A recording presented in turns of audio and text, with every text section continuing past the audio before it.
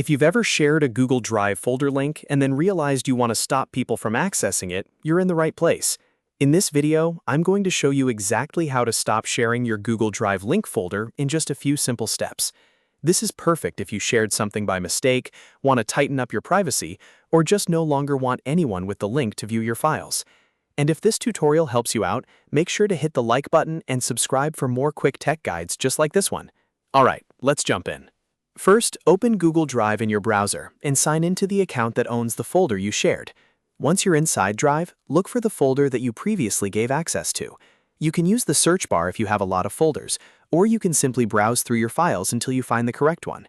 When you find the folder, right-click it. This opens up the Options menu for that folder. From the menu, click Share. This is where Google Drive lets you manage who can open the folder and what type of access they have. Now look for the section called General Access.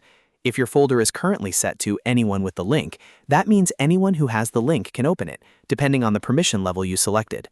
To stop that, click the drop-down next to it and change the setting from Anyone with the link to Restricted. Once you switch it to Restricted, Google Drive will remove public link access. That means only people you explicitly invite will still be able to access the folder. If no one is invited directly, then the folder is no longer shared publicly at all. After making that change, click Done to save your settings. This is the most important final step because it applies the new privacy setting to your folder. At this point, your Google Drive link folder is no longer shared with anyone who has the link. If someone tries to open the old link, they should no longer be able to access the folder unless they've been individually granted permission. If you want to double-check everything, you can right-click the folder again and open Share one more time. That lets you confirm that general access is now set to Restricted. It's always a good idea to verify the setting if the folder contains sensitive files, important documents, or anything private. And that's it. You've successfully stopped sharing your Google Drive folder link.